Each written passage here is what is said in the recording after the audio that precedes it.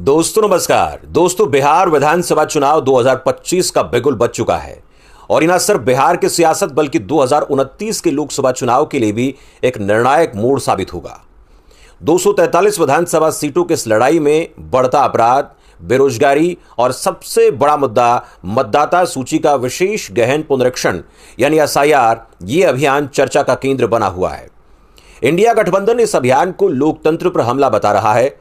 वह इस बीच आरजेडी नेता तेजस्वी यादव ने मतदाता सूची में बांग्लादेशी, नेपाली मूल के लोगों के शामिल होने के सवाल पर न सिर्फ सरकार बल्कि राष्ट्रीय मीडिया को भी कटघरे में खड़ा कर दिया है। तो आइए इस मसले को तथ्यों के साथ गहराई से समझते हैं।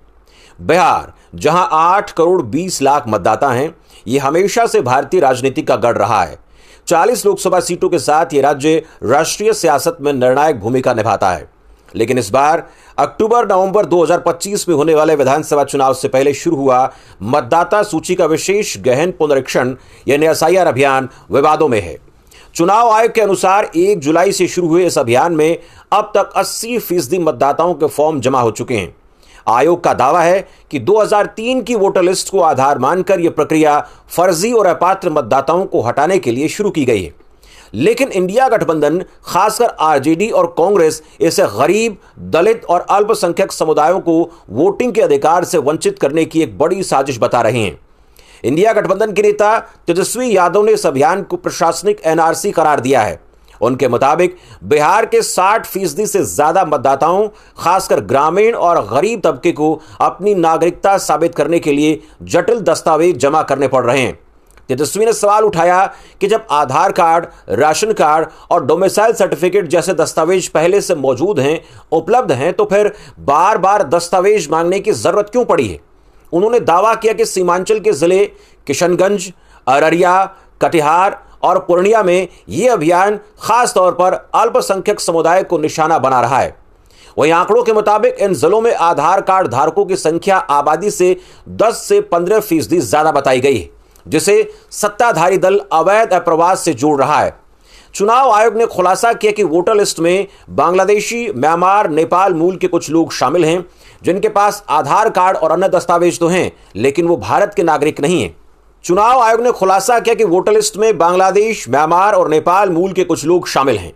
आयोग ने 1 अगस्त से 30 अगस्त तक इनकी जांच का ऐलान किया है, लेकिन इंडिया गठबंधन का यह कहना है कि यह प्रक्रिया पारदर्शी नहीं है। तेजस्वी यादव ने एक राष्ट्रीय चैनल द्वारा पूछे गए सवाल के जवाब में तीखा पलटवार करते हुए देश के बड़े राष्ट्रीय चैनल को निशाना बनाया। उन्होंने ऑपरेशन सिंदूर के दौरान मीडिया के द्वारा बढ़ चढ़कर की गई रिपोर्टिंग पर अप्रत्यक्ष बयान से सनसनी मचा दी है। सूत्र बताते हैं, हम उस सूत्र को मूत्र समझते हैं। वेस्ट जो होता है ना, ये वो है, इसका कोई आधार नहीं ना। ये वही सूत्र है जो पाकिस्तान में कब्जा करवा दिया था, इस्लामाबाद, कराची। सूत्र नहीं, मूत्र लोग। वहीं तेजस्वी ने स्पष्ट किया कि उनका निशाना उन मीडिया हाउसेस पर था जो बिना तथ्य जांचे सत्ताधारी दल का एजेंडा चला रहे हैं। दूसरी ओर बिहार में बढ़ता अपराध इस चुनाव का सबसे बड़ा मुद्दा बन रहा है। बिहार में हत्या, डकैती और हिंसा के मामलों में जहां खुद नीतीश कुमार अपने ही सहयोगी एनडीए गठबंधन के नेताओं के निशाने पर आ गए हैं। लोक जनशक्ति पार्टी रामविलास के प्रमुख चिराग पासवान ने पिछले दिनों नीतीश सरकार पर निशाना साधते हुए कहा था कि खुद नीतीश कुमार के गृह जिले में बढ़ते अपराध की संख्या बड़े सवाल खड़े करती है। वह इंडिया गठबंधन इसे नीतीश सरकार की नाकामी बता रहा है। तेजस्वी यादव ने हाल ही में एक रैली में कहा कि जब बिहार में बहन बेटियां सुरक्षित नहीं हैं, युवाओं को रोजगार नहीं है और गरीबों को वोट का अधिकार उनसे छीना जा रहा है, तो यह सरकार किस काम की है। उनके इस बयान को जनता, खासकर युवाओं और महिलाओं के बीच जबरदस्त समर्थन मिलता हुआ दिखाई दे रहा है। वह सुप्रीम कोर्ट ने इस मामले में हस्तक्षेप किया है। कोर्ट ने चुनाव आयोग से पूछा कि एसआईआर अभियान को विधानसभा चुनाव से पहले क्यों लागू किया जा रहा है। चुनाव में बहुत कम समय बचा है। और वहीं इसके साथ साथ सुप्रीम कोर्ट ने चुनाव आयोग को निर्देश दिया कि एसआईआर प्रक्रिया में आधार कार्ड को भी शामिल किया जाना चाहिए। आयोग ने जवाब दिया कि किसी भी मतदाता को बिना सुनवाई के वोटर लिस्ट से नहीं हटाया जाएगा।